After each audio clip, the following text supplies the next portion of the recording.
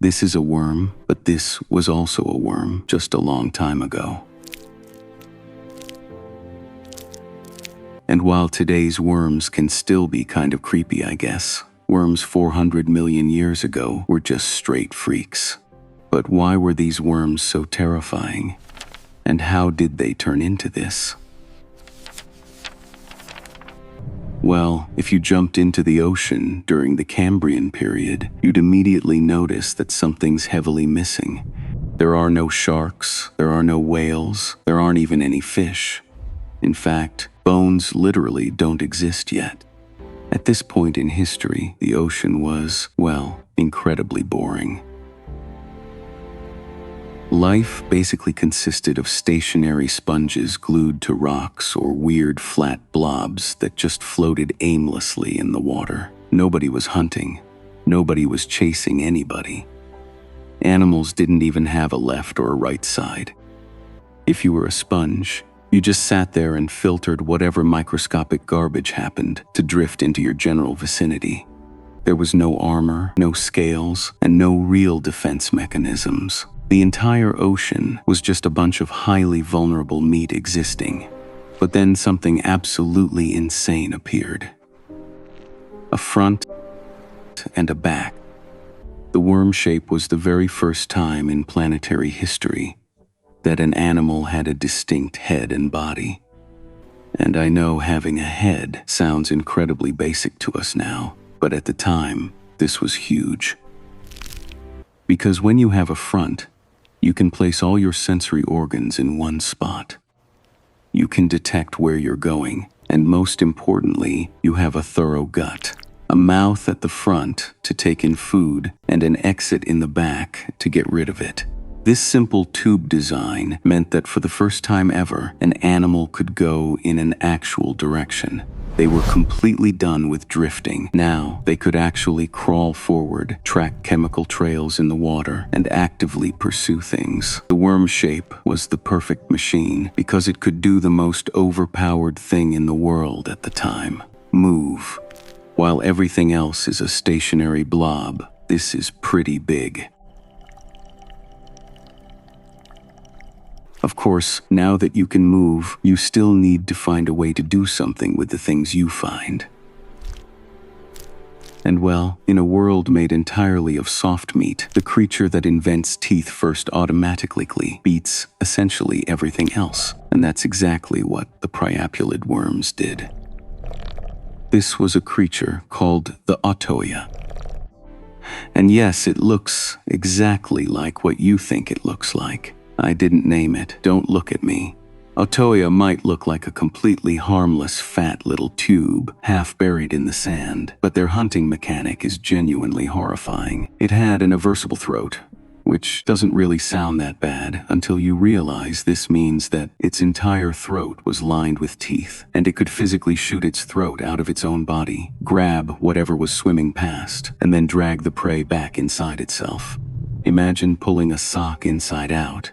Except the inside of the sock is covered in meat hooks, and it moves at lightning speed. Because absolutely nothing in the ocean had bones or shells yet, Autoia's teeth would just instantly shred right through whatever it grabbed. If you swarmed too close to the sand, the ground would literally open up, shoot a tooth-lined tube at you, and swallow you whole. We actually found Autoia fossils with other Autoia inside their stomach. They were so aggressive that they were just casually cannibalizing each other. But when one single animal is casually swallowing everything in its path, the rest of the ocean really only has two options.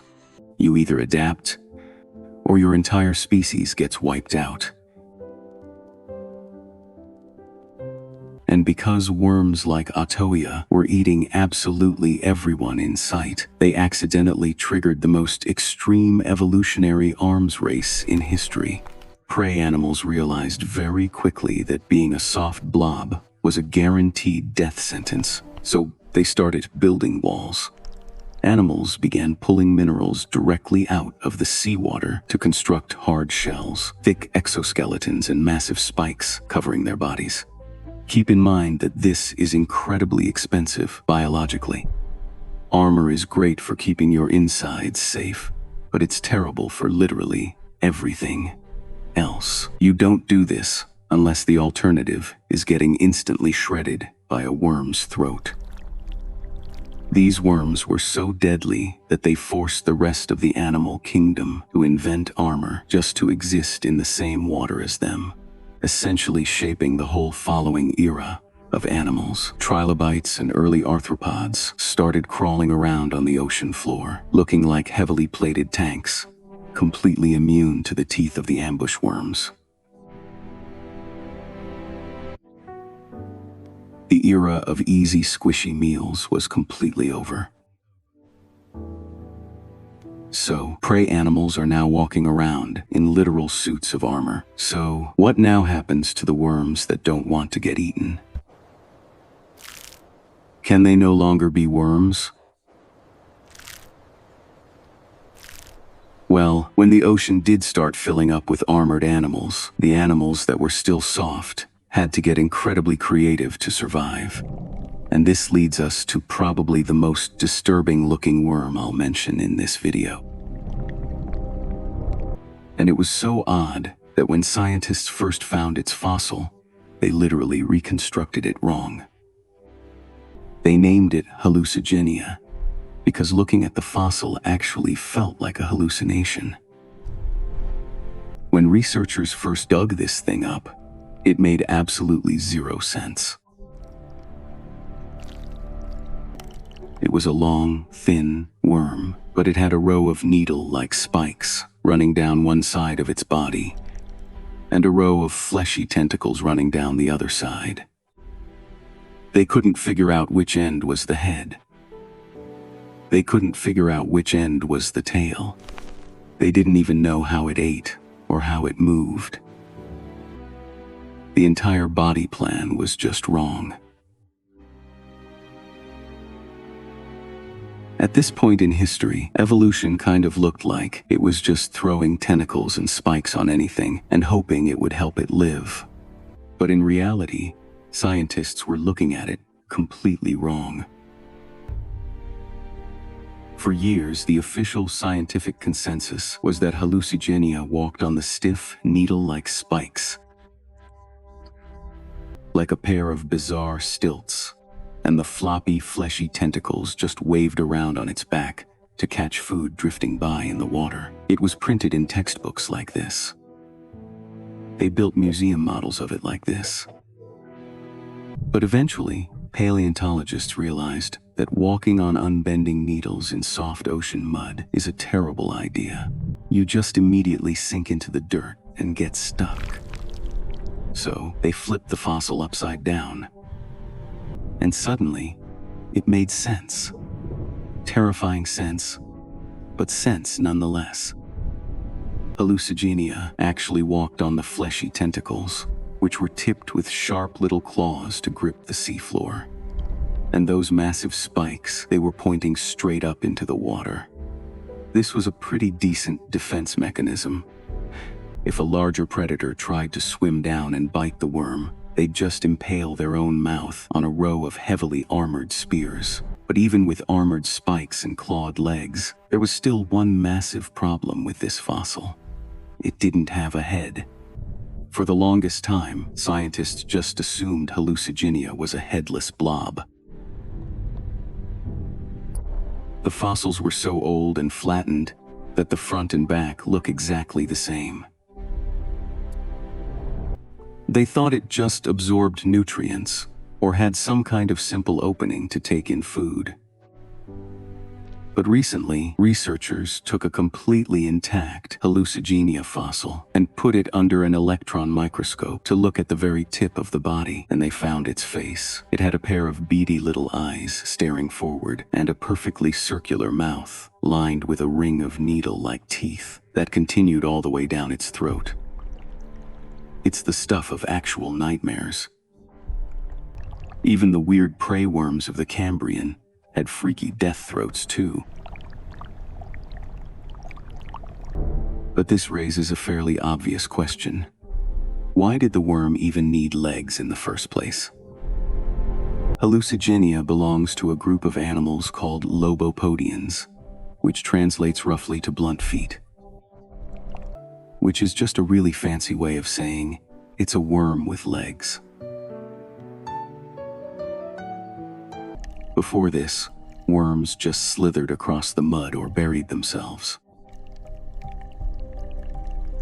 But as the ocean floor started getting extremely crowded with heavy, armored predators and spiky prey, slithering just wasn't cutting it anymore. If you're dragging your entire body across the ground, you're creating a massive amount of friction, and you're incredibly slow. You're also exposing your entire soft underbelly to whatever's hiding in the sand. The solution was to lift the body off the ground.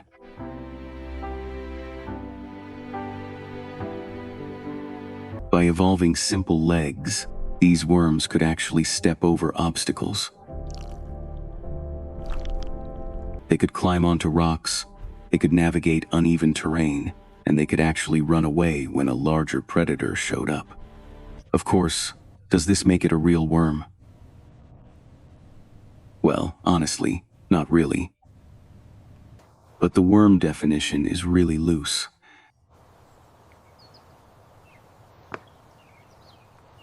They are related to modern velvet worms, but many people don't consider it a true worm because it had, well, all those weird spikes sticking out of it and weird tentacles.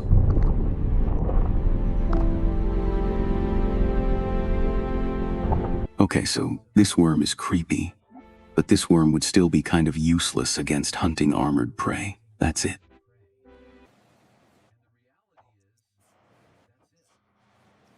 That's why these guys went extinct. This design, freaky as it is, isn't that good. And whenever more advanced predators evolved, this body plan wasn't good enough to keep up. However, worms as a whole obviously didn't die off completely, since they're still around today. Around 100 million years later, when the surface of the seafloor was still running rampant with giant scorpions and other arthropods, a lot of soft-bodied worms knew that the seafloor was just a lost cause. So, they went down. They burrowed deep into the ocean mud, creating massive and oddly complex tunnel systems, where the giant armored predators literally couldn't reach them. And by doing this, they accidentally terraformed the entire planet. Before the worms started digging, the ocean floor was completely solid and devoid of oxygen. But as millions of worms tunneled through the dirt, they allowed oxygen-rich water to flow deep into the sediment. This process is called bioturbation, and it completely changed the chemical makeup of the Earth. They completely conquered a brand new dimension of the ocean that nobody else had access to. The dirt